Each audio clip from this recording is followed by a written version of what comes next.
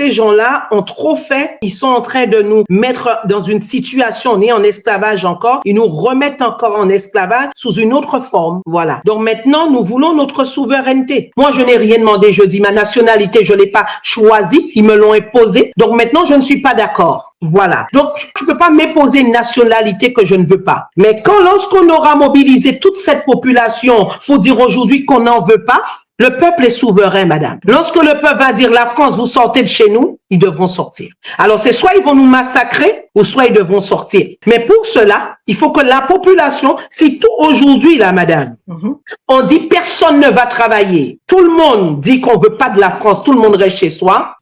Vous allez voir comment ça va bouger. On n'a pas besoin de faire de guerre avec la France. Restez chez vous et on bouge pas et vous allez voir la guerre. Personne ne travaille. Et on veut pas de France. Tout le monde dit sortez de chez nous. Et il n'y a pas besoin de tuer. On n'a pas besoin d'être fusillé. Il n'y a pas besoin de combat. Une fois que le peuple va comprendre que le combat, c'est de dire non, on veut pas de vous.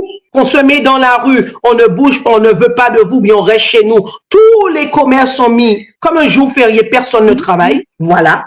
Le peuple, il est souverain, madame. Vous allez voir que, vous avez vu comment Ibrahim Traoré, comment ça s'est passé avec lui? Le peuple est descendu dans la rue. Le peuple a dit à la France, dehors. Voilà.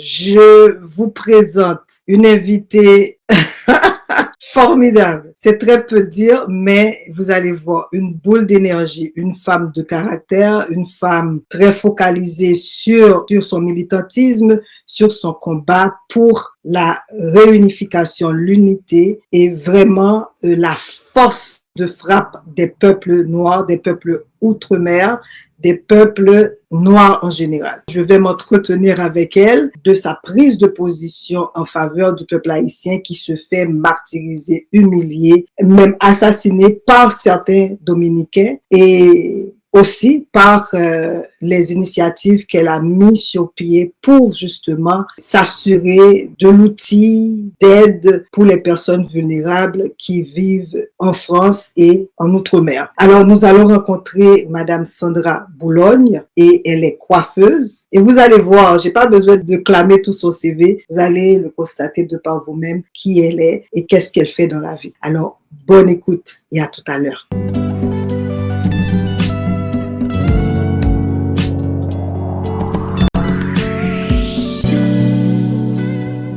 Alors, mes chers amours, je rencontre une dame dynamique, vraiment engagée. On le sent dans sa voix, dans sa posture, dans ses propos. Et c'est avec un immense plaisir que j'accueille et que je vous présente aujourd'hui notre invitée, Madame Sandra Boulogne. Alors, comment allez-vous? Déjà, tout d'abord, un grand merci de m'avoir invité à cette émission-là. Voilà. Donc, je vais très bien, par la grâce de Dieu. Voilà. Donc, je suis là. Donc, avec tous les mauvais et bons moments, mais on tient, on s'accroche tout doucement. Voilà. Exactement. Alors, comme vous avez vu les extraits, je vous ai déjà montré, j'ai croisé cette dame dynamique, plein d'énergie sur TikTok. Vous savez, donc, il y a, comme mon père dit toujours, il n'y a pas que le bien ou que le mal dans les choses, il y a toujours un juste milieu. Donc, TikTok ne montre pas seulement que des femmes qui font du n'importe quoi ou que des hommes qui déraillent, il y a aussi de bonnes personnes qui font de leur mieux et qui alimentent leur page de réflexion,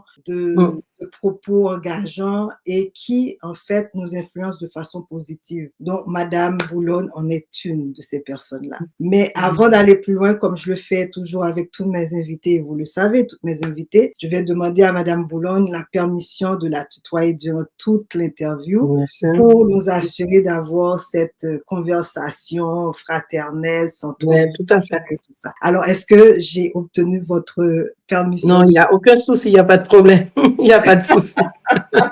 Non, il n'y a pas de souci. Hein? Alors, Madame Boulogne, est-ce que tu peux nous présenter, parce que tu fais partie d'une association quand même Diom, comme on dit en créole, et dès que j'ai vu le nom, j'ai dit, ah là, c'est du lourd, c'est du sérieux qui se passe. Alors, peux-tu nous en dire un peu plus de cette organisation-là et le parcours qui t'a amené vers la création d'une telle organisation? Alors, oui, bon, je me présente, Madame Boulogne Sandra. Donc, je suis coiffeuse à la base, 50 ans, je vais avoir mes 50 ans, donc très bientôt là. Donc, voilà. Donc, je suis maman de 6 enfants et mamie de 6 petits-enfants. Voilà. Donc comme je vous dis, je suis coiffeuse à la base depuis l'âge de 16 ans. Donc, ça fait pas mal de temps que j'ai mes entreprises. J'ai ouvert pas mal de salons de coiffure.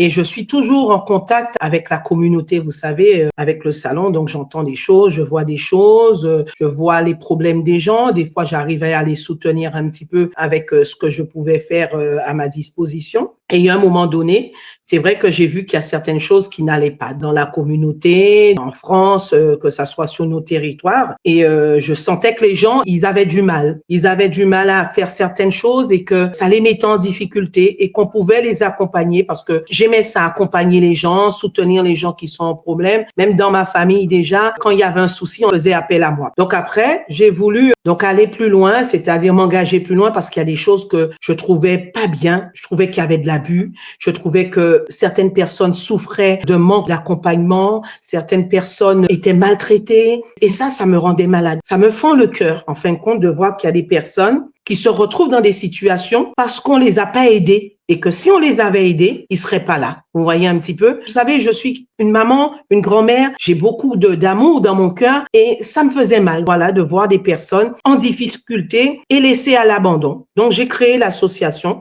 Alliance Caraïbes Souveraine Ultramarin Haïti. Donc, ça fait ACSUH en nom court. Donc, j'apporte mon soutien à certaines personnes, donc les placements abusifs, les problèmes d'enfants. J'aide dans la communauté, donc je fais la distribution de vêtements, je peux accompagner dans les vêtements, dans les papiers administratifs. J'aide dans les dossiers, donc je peux aider à monter un dossier, des dossiers à la préfecture. Voilà, donc j'accompagne les gens dans leurs problèmes de tous les jours. Voilà, et si c'est vraiment grave à ce moment-là, je peux les envoyer vers un avocat qui va les soutenir, qui va faire les démarches un peu plus importantes. Donc voilà, donc c'est pour ça que cette association, je l'ai créée de moi-même, donc voilà, avec mes propres fonds. J'ai rien voulu demander à l'État parce que je suis contre un système, voilà, vous voyez un petit peu, je ne veux rien attendre d'eux, voilà, parce que je suis contre ce système-là. Donc par la suite aussi, je vais vous parler de ce qu'on prévoit de faire. Donc voilà, l'association, on est là pour aider les personnes qui rencontrent des difficultés, renforcer les liens intracommunautaires, Guadeloupe, Martinique, Guyane, Haïti, Réunion, Mayotte, Nouvelle-Calédonie. Donc, j'ai une communauté derrière moi. Voilà. Et pourquoi mentionner souveraine? Parce que souveraine parce que nous voulons notre souveraineté. Nous, à long terme, vous savez, je me suis présentée aux élections européennes. On a été la première liste aux élections européennes là, il y a une année. Donc, on était tout nouveau. Hein, les gens nous connaissaient pas. Donc, c'est vrai que ça a été un peu trop rapide. On n'a pas eu le temps de faire toute une démarche pour que les gens ils puissent voter pour nous et on n'avait pas les fonds nécessaires aussi pour éditer les bulletins de vote, tout ça. Donc, mais on s'est présenté. On s'est présenté. Et ça prouve que on avait la première liste afro-ultramarin qui était aux élections européennes, qui représentait les Antillais, qui représentait Guadeloupe, Martinique, Guyane, Réunion. On avait notre propre liste, voyez. Donc cette liste-là, si on avait eu des députés, on aurait pu défendre nos territoires à l'Europe. Ouais, malheureusement, ça a été tellement rapide qu'on n'a pas eu le temps de se faire connaître. Et mais on se prépare. On se prépare. Ce sont des expériences, c'est ça. Voilà. Mais qu'est-ce que ça veut réellement dire pour quelqu'un qui n'est pas des Antilles ou qui n'est pas de ces anciennes colonies-là, entre guillemets? Avoir un siège à l'Union européenne? Ben nous, on voulait porter notre voix. On voulait porter notre voix parce que nous, on veut aller plus loin. Nous, il y a un moment, on veut notre souveraineté. On veut se détacher de la France. Franchement, là, il y a, vous le voyez sur les réseaux, il y a beaucoup d'Antillais qui veulent leur indépendance parce que on se retrouve pas. Alors, il y en a qui ont leur confort, hein, je n'en disconviens pas, mais il y en a, la majeure partie, je pense, qu'on voit qu'on souffre et pas que nous Antillais, hein, Haïti, partout, on voit la souffrance du peuple noir, afro, hein. Donc voilà, et on veut notre souveraineté parce que ces gens-là ont trop fait. Ils sont en train de nous mettre dans une situation, on est en esclavage encore, ils nous remettent encore en esclavage sous une autre forme. Voilà. Donc maintenant, nous voulons notre souveraineté. Voilà, nous voulons choisir par nous-mêmes et pour nous-mêmes. Voilà, nous voulons pouvoir développer notre économie, pouvoir produire, pouvoir prendre des décisions. Vous savez, les problèmes qu'on rencontre sur nos territoires, ils ont empoisonné nos sols, il y a des problèmes d'eau, il y a beaucoup de soucis. Donc, on veut pouvoir gérer nous-mêmes, voilà, et pas être sous le joug de la France, voilà. Je pose la question parce que je sais que dans beaucoup de cas, des Antillais, on les entend dire que on ne veut pas être comme Haïti ou la France prend toujours cet exemple-là. Si vous voulez être souverain, regardez Haïti et pour beaucoup de gens, ça les a découragés. Est-ce que au sein de la société guadeloupéenne, voire martiniquaise, la voix continue continue de s'accroître à cet effet lorsqu'on parle de souveraineté et que là, on veut vraiment avoir cette capacité de décider par vous-même et pour vous-même? Oui, alors, vous savez, c'est vrai que les gens se disent, quand ils voient Haïti, ils ont peur. Alors moi, quand je vois le problème d'Haïti, c'est vrai que ça aurait dû déjà être réglé depuis pas mal de temps. Ça aurait dû être réglé. Pourquoi? Parce que, à un moment donné, il faut que ça cesse. On peut pas laisser un peuple comme ça tout le temps dans les difficultés. Et malheureusement, on voit bien qu'en Haïti, ça aurait pu se faire aussi chez nous, hein, mais en Haïti, le problème qui se passe, c'est qu'il y a trop de chefs. Vous voyez un petit peu, il y a trop de chefs, il y a trop de personnes, et ce n'est pas forcément de bonnes personnes qui veulent diriger le pays et qui met Haïti dans le chaos. Mais ça ne veut pas dire que Haïti a pris son indépendance, mais si Haïti était tombé sur de bonnes personnes, sur de bons présidents, de bonnes personnes qui soient correctes, il y a plein de choses qui ne seraient pas arrivées là. Vous comprenez? Est-ce que vous comprenez ce que je vous dis? Le problème d'Haïti, c'est que dans le choix de ses gouvernances, il y a des personnes qui sont pas bien, qui sont dans la corruption. Et ça, c'est pas que Haïti est mal tombé. Il y a eu un mauvais choix. Mais bien sûr, Haïti aurait eu dès le départ des personnes qui puissent redresser des personnes correctes. Haïti serait pas dans cette situation-là. Vous comprenez? Malheureusement, ben c'est comme ça. Ben nous, vous voyez, on a vu un petit peu ce qu'il y a sur nos territoires. On voit les corrompus sur nos territoires, les hommes politiques qui sont là actuellement. Mais il faut savoir que on connaît les bonnes personnes. Aux Antilles, la différence, c'est qu'on connaît, parce que c'est plus petit, on connaît les bonnes personnes. Maintenant, quand ils mettent quelqu'un, admettons, en Guadeloupe, on a notre souveraineté, on doit mettre quelqu'un en place, c'est petit. Guadeloupe, c'est 400 000 habitants, vous comprenez ce que je vous dis. Donc, on connaît les personnes. On peut pas venir dire, oui, moi, je vais gérer la Guadeloupe et que tu es le plus gros malfaiteur qui puisse exister, hein. Est-ce que tu comprends ce que je veux te dire? Non, mais c'est vrai. Donc, en Guadeloupe, on connaît les personnes parce que c'est petit. Donc, voilà, c'est un petit territoire. Et comme je dis, ça ne risque pas d'arriver parce que nous, on a quand même discipline dans certaines choses. Il y a une discipline. Le problème qui se passe avec Haïti, c'est qu'il y a trop de corruption. Il y a eu trop de corruption. Il y a trop de corruption. Et c'est ça qui tue Haïti. On a mis Haïti dans cet état-là. C'est très méchant. C'est très, très méchant ce qu'ils font. C'est vraiment méchant. Alors, je suis fâchée. Pourquoi je suis fâchée? Parce qu'il y a des Haïtiens aussi qui cautionnent ça. Il y a des Haïtiens qui cautionnent ça. Il y a les Libanais, on le sait très bien. Et il y a aussi les grandes puissances aussi. Vous voyez? Mais moi, ce qui me gêne le plus, c'est qu'on peut avoir des ennemis, des grandes puissances. On peut avoir des puissances étrangères qui veulent déstabiliser un pays ou des étrangers comme les Libanais qui veulent emmerder le pays. Mais ce que je déplore et que je suis choquée, c'est que ça soit des Haïtiens aussi qui sèment le chaos en Haïti. Là, c'est grave. Voilà. Ça, c'est grave. Je pense, où il y a la corruption, il y a les corrompus, il y a les corrupteurs. Donc, c'est un alliage de plein de choses qui fait en sorte que Haïti a du mal à s'en sortir. Donc, c'est une réalité. Ah oui, c'est compliqué, hein? Assez réaliste de la chose. Mais voilà. Toi, dans ton parcours, justement, parce que tu travailles pour le bénéfice des gens qui sont vulnérables, des gens qui en ont besoin, mais une des choses qui m'avait poussé à te contacter, justement, c'est la prise de parole que tu as menée sur ton compte TikTok pour dire ce que tu penses réellement de ce qui se passe en République dominicaine.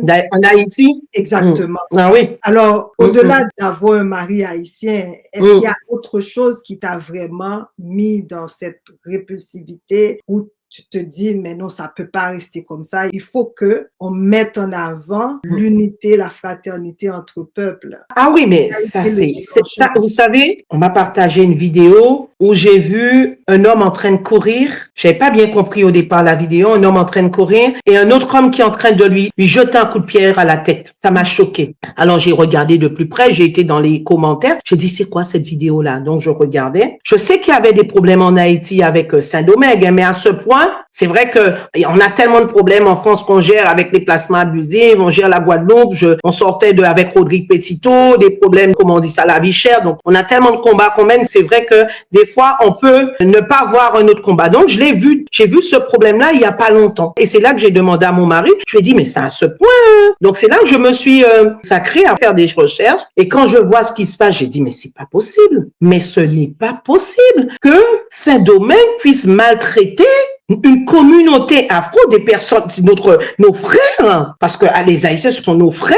Et c'est de là que j'ai dit, mais non, mais c'est totalement incroyable. Donc, j'ai commencé à faire des recherches et j'ai dit à mon mari, ah non, là, je vais devoir dénoncer ça parce que cela doit stopper. Et s'il faut aller plus loin, je vais aller plus loin parce que moi, j'irai jusqu'au bout. Vous savez, lorsque je commence à dénoncer, je vais m'attaquer même au président de Saint-Domingue. Je vais m'attaquer que tout le monde regarde l'horreur parce que moi, vous savez, les présidents, ils me font pas peur, je vous le dis. Donc, leurs histoires, là, président, pas président, ça m'intéresse pas parce que, vous voyez, ce sont les plus grands criminels qui puissent exister. La preuve, on a celui Sabinabé, regardez ce qu'il fait. Voilà. Donc, je vous dis, j'ai fait ces vidéos-là, ce n'est que le début, parce que il faut que ça s'arrête. Saint-Domingue ne peut pas maltraiter les Haïtiens de cette manière, madame. Ce n'est pas possible. Parce que leurs femmes là, leurs maris qui viennent chez nous, en Guadeloupe, viennent pourrir les trottoirs, Pointe-à-Pitre et infecter. Mais quand je vous dis infecter, c'est pas pour dénigrer les gens. Le soir à 19h, 20h, madame, Pointe-à-Pitre, c'est un bordel. C'est des milliers de femmes dans la rue. C'est pas 10, 15, 20, c'est des milliers. Vous comprenez? Donc, je ne peux pas penser qu'ils rejettent du monde chez eux et qu'ils viennent chez nous. Parce que nous sommes noirs. Si vous rejetez les Haïtiens et nous, qu'est-ce que vous venez faire chez nous? Parce que je ne tolère pas qu'on attaque un noir, quel que soit le pays où il se trouve. Quel que soit le pays, que ça soit en Algérie, que ce soit au Maroc, que ça soit en Liban, quel que soit, nous sommes des êtres humains. Cette discrimination doit s'arrêter, madame. Et cette discrimination, vous savez, comme il y a certaines personnes, je dis, c'est vrai que c'est dommage. Moi, vous savez, comme je vous dis, j'étais pas sur les réseaux. Parce que moi, je sais que je suis pas gentille du tout. Je peux être excessivement vilaine. Non, je peux être très vilaine. Et lorsque je vais dans un combat, je lâche pas l'affaire. Je vous dis. Donc voilà pourquoi j'étais pas trop souvent sur les réseaux, parce que je suis quelqu'un de très discrète. J'avais ma petite vie. Mais lorsqu'on s'attaque à des choses quand même, c'est vital. C'est des êtres humains. Parce que tuer des Haïtiens comme ça, sans qu'on dise rien, juste à côté de nous, Haïti, c'est à 45 minutes, 1 heure de la Guadeloupe, madame. Et vous comprenez un petit peu Haïti, mis à part mon mari est haïtien, je connais les gens en Haïti. J'ai été en vacances en Haïti. J'ai construit en Haïti. Je suis dans la communauté haïtienne.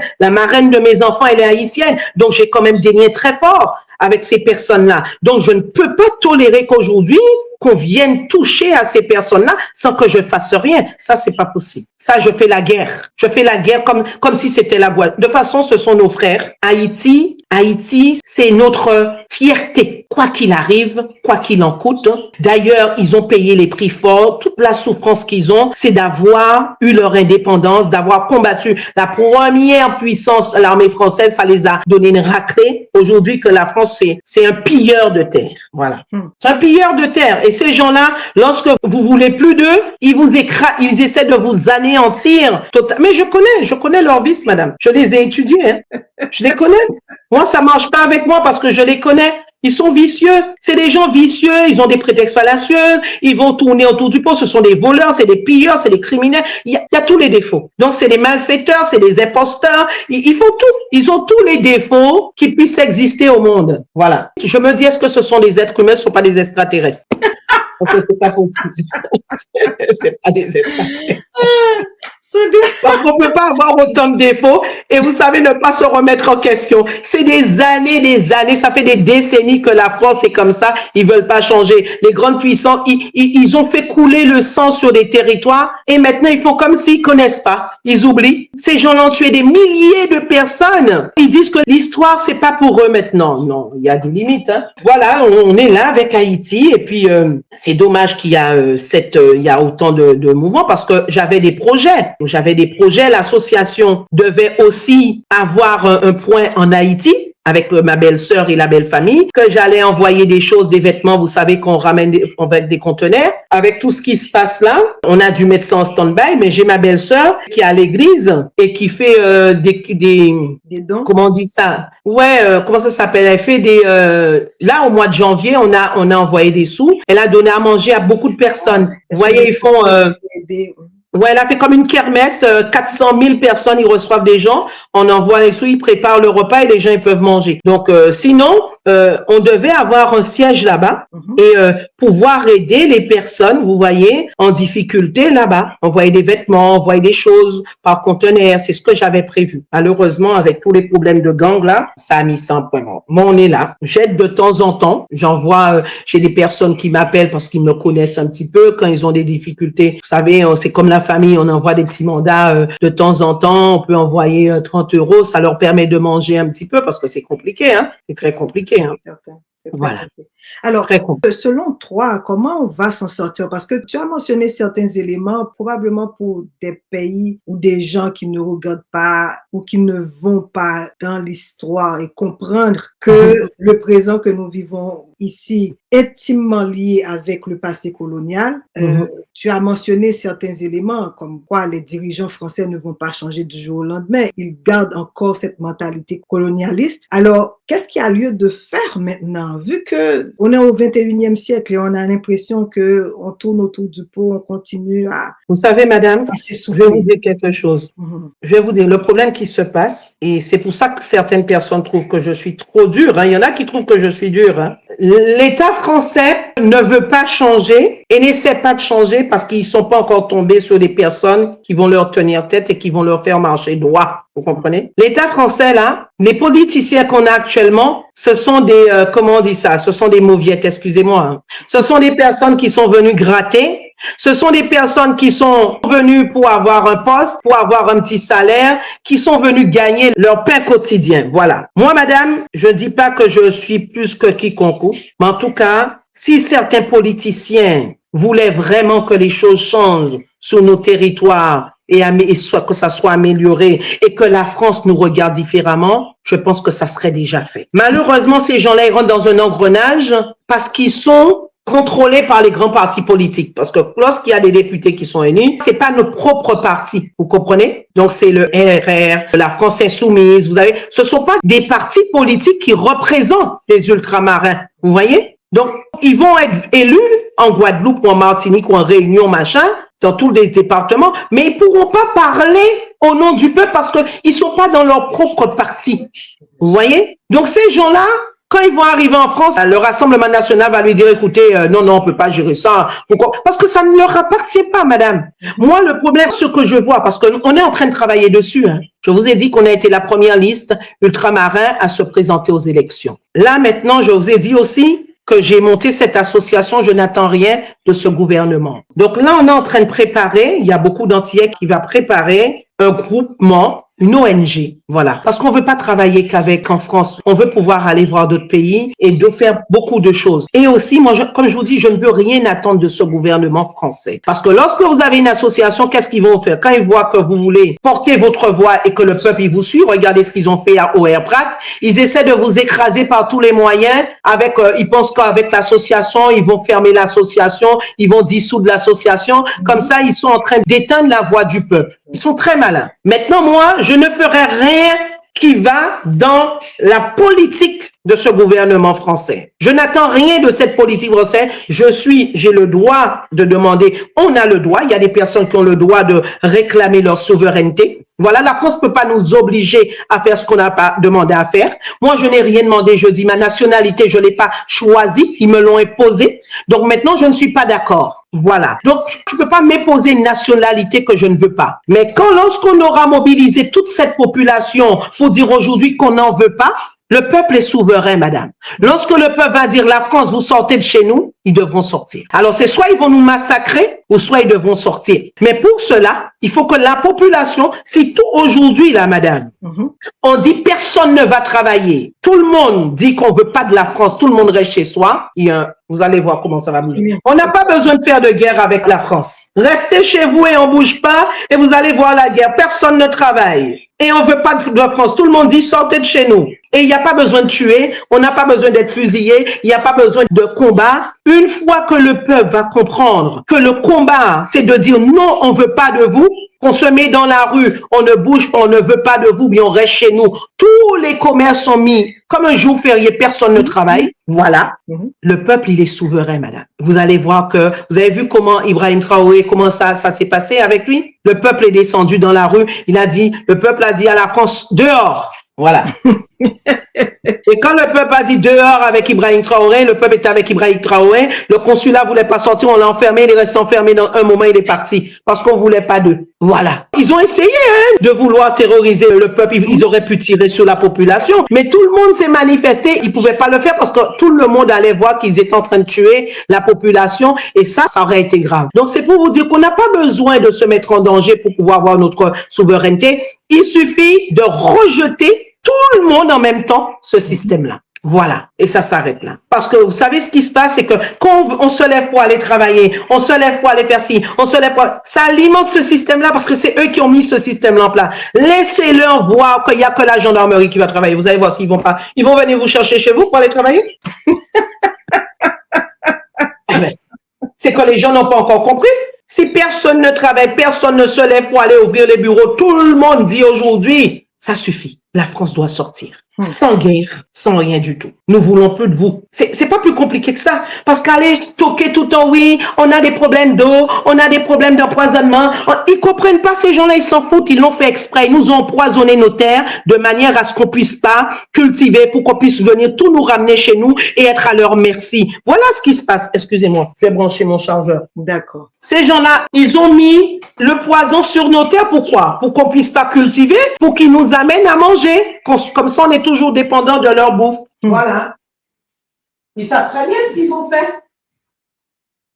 Ils agissent à long terme, ces colons-là. Ils savent très bien comment déstabiliser un peuple. Ils savent très bien comment infiltrer un peuple, comment détruire un peuple. Ça fait des années qu'ils sont là-dedans. Quand ils réfléchissent pas pour aujourd'hui. Ça fait longtemps qu'ils ont décidé d'empoisonner les terres des ultramarins.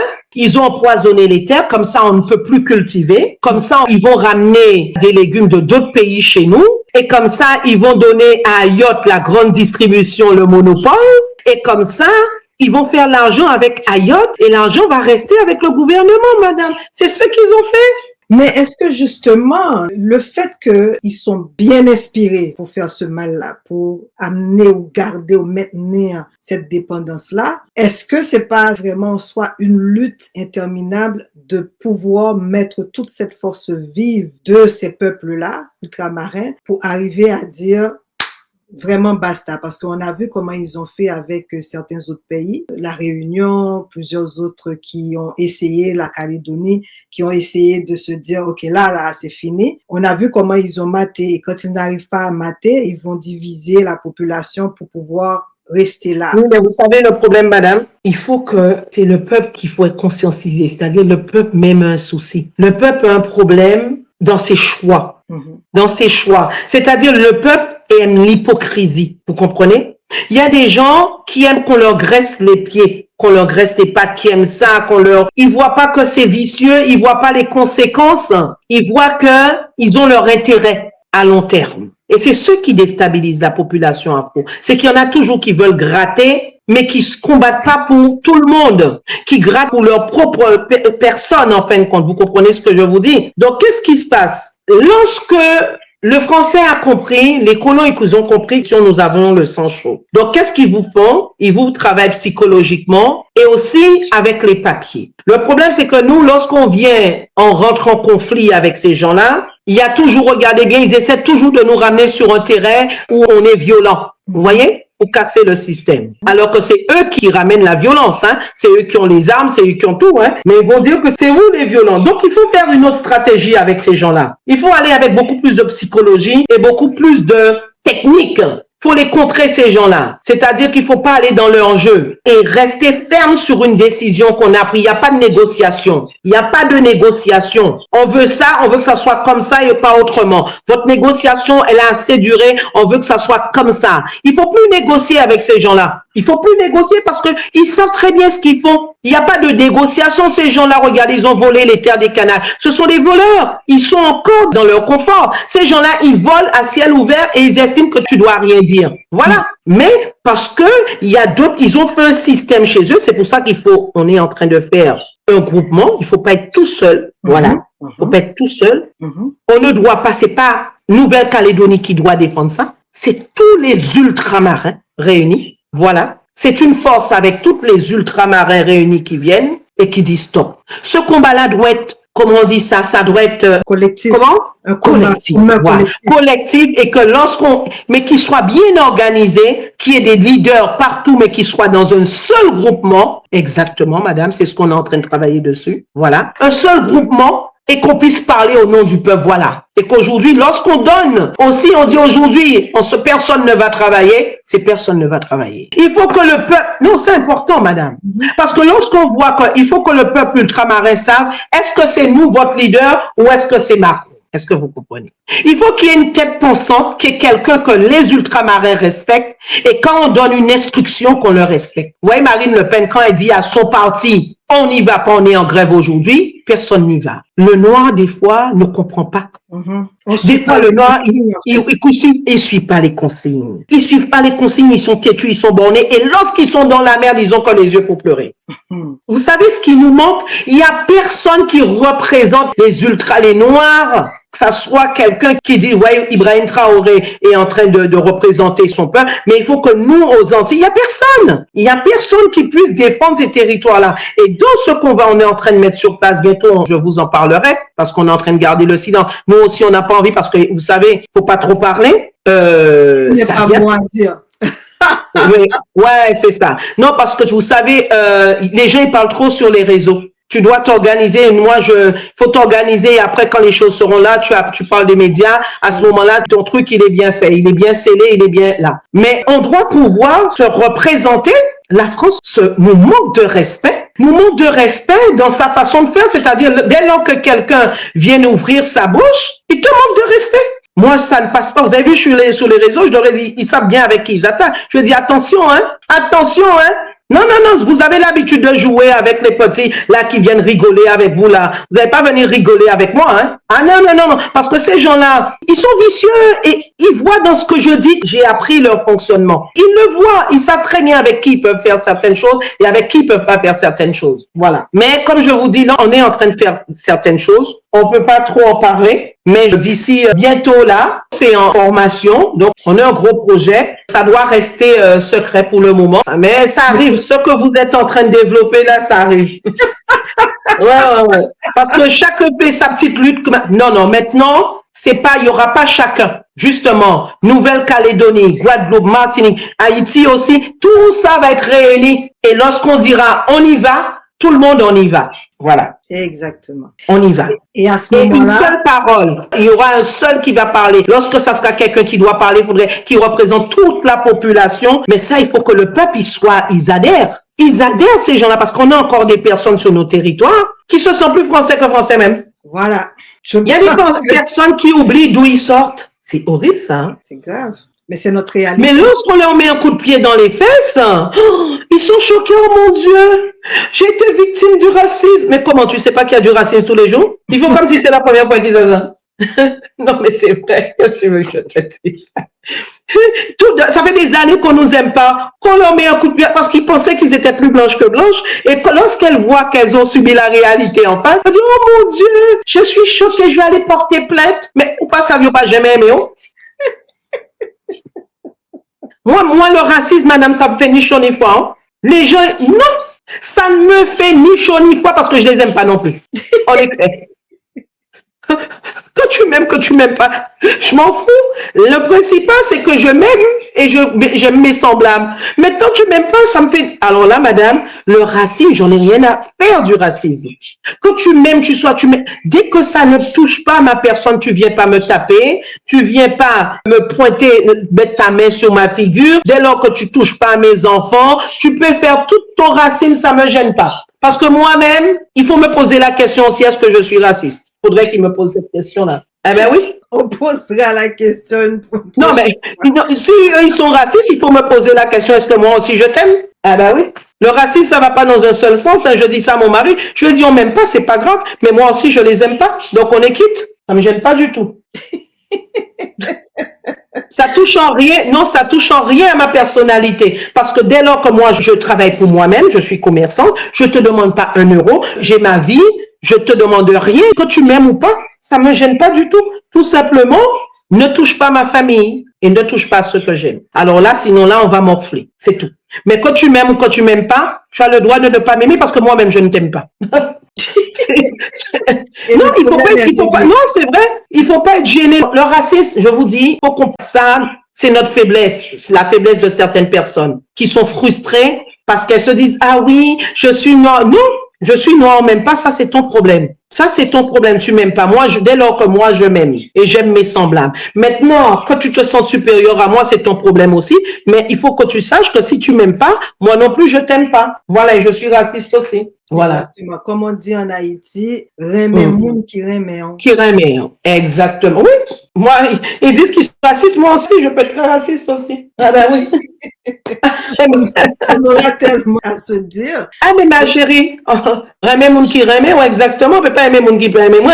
Hein. Et je connais d'où je sors. Voilà. Donc, j'ai pas besoin que d'autres personnes, même dès que je sais que mes semblables ils m'aiment, j'ai ma communauté, j'ai ma tradition, j'ai ma famille, j'ai ma culture. Après, le reste, c'est, tu peux ne pas m'aimer puisque nous sommes pas pareils. Et nous serons jamais pareils. Voilà, après, on doit apprendre à vivre en communauté, vivre ensemble, sans pour cela dénigrer l'autre. Mais il y en a qui comprennent pas ça, qui veulent humilier l'autre. Et ben, à ce moment-là, il faut montrer à ces personnes-là qu'on a aussi notre fierté. Moi, je baisse pas la tête devant ces gens-là, madame. Hein. Alors, jamais.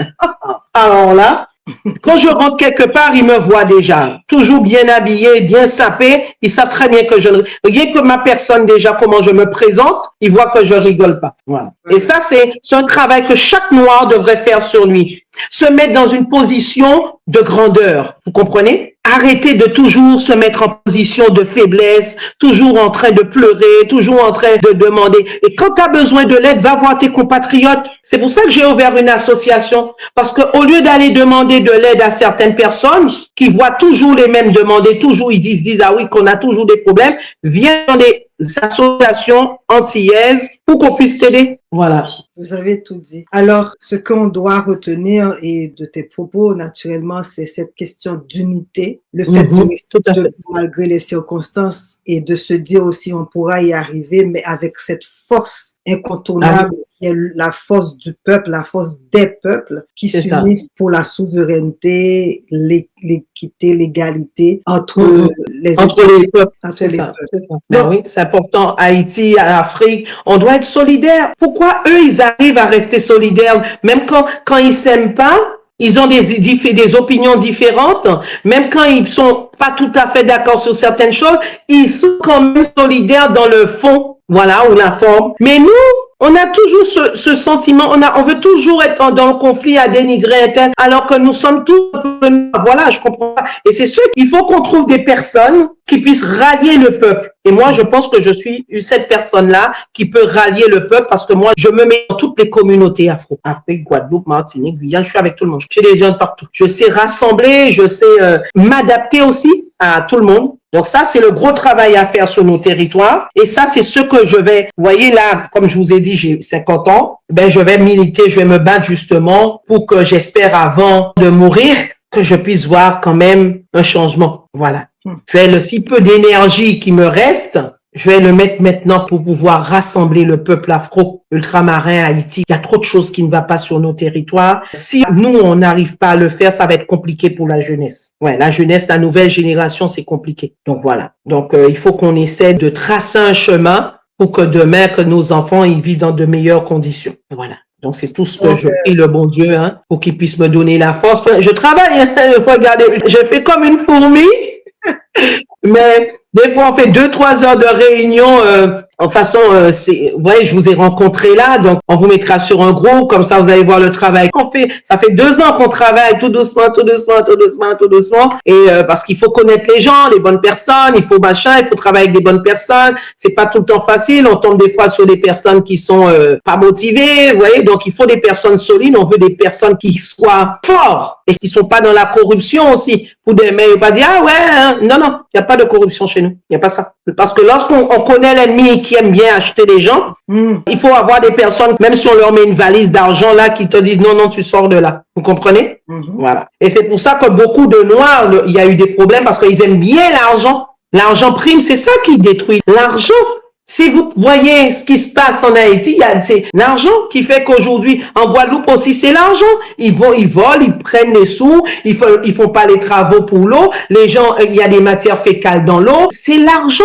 Le nerf de la guerre, c'est l'argent. Voilà. Il y en a certains qui sont là, politiciens, sont prêts à vendre leurs frères pour de l'argent. Faut tous les virer. Faut tous les virer. La mentalité. Faut tous les virer, ceux qui sont là. Ils sont tous corrompus. Faut faire du nettoyage. Tout ça à la poubelle. Non, c'est vrai. C'est comme tous ceux qui sont en France là. J'espère aux prochaines élections qu'ils vont pas voter les mêmes racailles qui sont là. Ils sont tous pareils. Vous allez pas voter Retailleau. C'est la même bande. Ils sont tous pareils. Celui-là est condamné pour celui-là. Celui-là est condamné pour... C'est pas possible, ça. C'est une rotation, en fait. On fait une rotation. Ah, c'est terrible. Des mêmes études. Ils vont tous les virer et prendre des nouvelles têtes, des personnes qui n'ont rien à voir dans la politique, mais qui savent, qui ont le savoir-vivre, qui veulent un monde meilleur. Moi, je suis pas politicienne, mais j'estime qu'il y a des choses que je ne peux plus tolérer. Je ne peux plus tolérer. Et s'il faut orienter mon peuple, parce qu'on me connaît, les gens me connaissent, ça fait 30 ans que je suis dans la coiffure, donc on me connaît. Les gens, je faisais des soirées, j'avais un restaurant, donc les gens me connaissent en Guadeloupe. Voilà pourquoi vous voyez qu'ils disent pas n'importe quoi sur mon TikTok, hein, parce qu'ils savent que je rigole pas. Ils savent que je rigole pas. Donc, on sait que j'ai toujours été carré. Je suis dur. Ils me connaissent. Ils savent que je suis carré.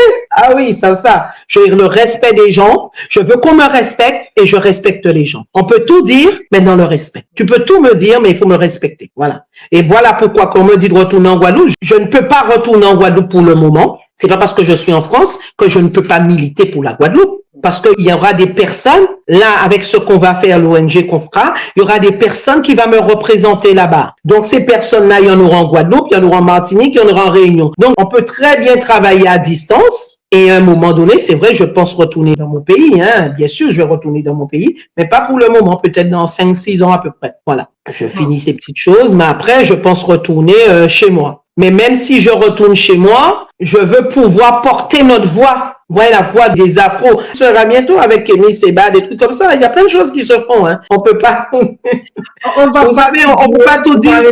On va rester tranquille. C'est sûr ça. Ça va pas être ta seule. Ah oui, on est en train de faire un travail de fond. Exactement. On est en train de faire un travail de fond. On aura à discuter et à ce moment-là, on va dévoiler les stratégies et les. Bien sûr. Les projets. Mais il faut que tous les Noirs se réunissent. Sans distinction. Il faut qu'on déjà, nos petites querelles là, des fois je me dis à quoi c'est dû. Je ne sais pas pourquoi il y a des querelles. Excusez-moi, chacun a sa culture, nous sommes des Noirs. Chacun a notre façon de manger, on a notre religion, je vois pas comment on peut s'attaquer je vois pas dans quel intérêt non plus. Guadeloupe, Martinique, on cuisine différemment, pourtant on est à côté. On cuisine différemment. Et pourtant, nous sommes juste à côté, hein. Notre créole est différent. Quand ils font leur haricot rouge, c'est pas la même façon qu'ils font. Je le connais, j'ai des amis martiniquais. Des fois, je lui dis, regarde comment tu fais des haricots rouges. Oui. Haïtien, je connais parce que c'est sauce pois. Vous voyez, c'est... Mais je découvre cette richesse-là. C'est magnifique, je trouve ça magnifique. J'ai une amie qui est camerounaise. Quand elle vient chez moi, elle fait son petit poisson là, comme braisé. Elle me fait mon poisson braisé. Il y a des fois, j'ai une Sénégalaise qui me fait du tchèp. Mais tout ça, je trouve ça magnifique. C'est une richesse de culture. Quand elle me fait mon petit tchèp là, je peux te dire, c'est très bon. C'est succulent. Ah oui, moi j'adore l'Afrique. Là, bientôt, je veux partir au Sénégal là. J'espère pouvoir partir. Oui, moi je trouve ça magnifique. Même si quand ils nous montrent les mauvais côtés, les trucs, il faut se méfier. Quand vous allez là-bas, c'est comme en Haïti, ils nous montrent les Port-au-Prince. Mais Haïti, c'est autre chose. J'ai été des endroits. Ah Haïti, oui, j'ai été des endroits. Port-au-Prince, c'est tout à fait ça. Ah ben bien sûr. heureusement. Haïti, c'est comme si on dit. Toute la journée à discuter avec toi. Mais oui. Déjà, ton dynamisme, ton franc-parler, on sent le côté antillais, le côté combatif. Et ça, c'est magnifique à regarder. Comme on doit malheureusement mettre fin à cette activité, tout à fait. Je vais te demander de nous quitter avec tes propos de de sagesse englobant la lutte commune, le panafricanisme et tout ce travail-là que tu fais. Tout à fait. Le message, en fait, En fait, à la jeunesse, à tous ces Africains à travers le monde et les c'est ça. Afro-Descendants. Quel C'est est ça. tes propos de sagesse? Alors, mon message, j'aimerais dire au peuple noir de garder la tête haute, d'arrêter de se faire humilier certains endroits dans le monde. Je veux qu'ils sachent que nous avons des qualités et nous avons une force en nous pour pouvoir surmonter tous les problèmes. Et je veux qu'ils se fortifient, qu'ils arrêtent de vouloir toujours être sous le joug de ces colons-là, de ces blancs-là. Même quand c'est difficile, je sais que c'est pas évident, essayez du mieux que vous pouvez de ne rien avoir à faire avec ces personnes-là. Essayez d'être autonome. Essayez de vous en sortir par vos propres moyens. Évitez d'aller baisser la tête avec ces genres de personnes-là. Que ça soit en Afrique, que ça soit au Liban, que ça soit au Sénégal, partout. Gardez la fierté du peuple. Ne baissez pas la tête et ne vous laissez pas corrompre par ces personnes-là. Et restez solidaires avec vos frères de peau, vos frères de vos semblables. C'est nous, frères là, c'est vos frères qui sont là et pas les autres. Et ça, il faut qu'ils apprennent ça. Parce qu'en fin de compte, des fois, ils ont un rejet de leur propre communauté et ils essaient de trouver peut-être un soutien ailleurs et c'est pas forcément une bonne chose pour nous. Voilà. Donc, il faut apprendre à rester dans notre communauté, apprendre à se soutenir, à devenir plus solidaire. Tout le peuple afro-africain, ultramarin, tout le monde doit se réunir et nous avons un seul mot, notre souveraineté, la liberté du peuple afro, le respect du peuple afro. Voilà. Voilà le mot final. Et rien d'autre. Alors là, vous avez bien suivi les consignes. Vous avez suivi. Non, mais c'était extraordinaire. Merci beaucoup. Merci. Mais ça fait plaisir. Hein. Merci beaucoup. Maman, mais qui est tellement dynamique, mes chers. Franchement. Alors, on est à revendre. Hein. L'énergie est là. Vous savez, il y a une musique qui dit « Je suis jamais fatigué ». Mon mari me dit, tu n'es jamais fatigué. Je lui dis, non, je suis jamais fatigué. Il faut l'avoir. En tout cas. Mais oui, merci beaucoup. Hein, ça me fait plaisir. Et puis, n'hésitez pas. Hein, et le combat continue. On aura l'occasion de se revoir encore parce qu'on a des choses à faire. Hein, je peux vous le dire. Hein. Donc, oui, mais ça fait plaisir de voir que des propres afro aussi commencent à faire ce travail-là. Et vous savez, c'est important. Et maintenant, les femmes, vous savez, quand les femmes sont à la tête de quelque chose, les hommes, là, ils rigolent, ils dansent, mais nous, quand on décide de se mettre au combat, on rigole plus, hein. On fait des ennemis aussi parce que on ne blague pas. Les ennemis, les ennemis, ça, c'est leur problème, hein. Ça, c'est leur problème. Moi, je n'attends rien de personne. Je défends une cause, que tu m'aimes ou que tu m'aimes pas, c'est pareil, hein. Donc, je dis ça, je suis pas venu là pour faire, comment on dit ça, du striptease, hein. Je suis venu pour faire un travail. Vous comprenez? Oui, je suis venue. Non, tu peux ne pas m'aimer puisque je vais pas dans ton sens. Voilà. Mais je dis ce que j'ai à dire. C'est ça, c'est l'idée d'accepter la chose. On se dit, écoute, là, c'est comme ça. Ma chérie, quand tu fais un combat, si tu es fragile psychologiquement, il faut pas venir. Les on dit, les yo-yo dit, les casquettes dit, ça m'intéresse pas. Faut pas s'arrêter à ça. Moi, voilà. Exact. Il faut se focaliser sur le travail que tu veux mener. Même la politique française me m'emmerde pas. Ni la loi française, la loi, ça m'intéresse pas. Dès que je suis dans les règles et que tu fais les choses bien, bon, justice, là, la police, là, ça m'intéresse pas. Ça va faire mon père. Non, pas jamais. Ah non, c'est pas au père, ma chérie. Mais de toute façon, nous tout le monde. Il faut qu'on tous, pour un moment, on va mourir. Alors, mort pour mort, à peu près moi, dans la main levée. Exactement. Exactement. En tout cas, merci. Je vais te faire un gros bisou et je te dis à bientôt, Alain. Exactement. Donc, merci. C'est gentil, moi aussi. Je suis là aussi. De toute façon, on garde le contact, on aura besoin de personnes comme vous. On aura besoin de vous dans notre... On va faire ce qu'on peut et on va continuer. De toute façon. Mais oui, merci beaucoup. Hein. Merci. Je te dis à bientôt. Bonne soirée à tout le monde. Bye bye. Au revoir. Alors, ça a été un plaisir de vous avoir et j'espère que vous avez vraiment pris le temps de l'écouter. Une chose que je vais vous demander de faire, c'est de prendre des extraits de cette interview-là, les parties qui vous semblent importantes. vraiment pertinente de les distribuer autant que vous voulez sur les médias sociaux parce que ce sont des voix qu'on veut entendre, ce sont des voix qui manquent, qui doivent influencer nos actions, notre façon de faire, notre mentalité. Nous avons besoin de ces voix-là parce qu'on doit nous décomplexer. Nous devons absolument changer notre manière de faire et notre manière de penser parce que notre souveraineté, notre bien-être dépend des actions que nous posons au jour le jour. Alors, merci d'avoir été là. Comme d'hab, je vous dis tous, bisous. Kevin Jam Palagé, et à la prochaine émission. J'allais oublier, faut pas oublier, hein, vous vous abonnez, vous commentez les vidéos et surtout, vous les partagez. À bientôt. Ah!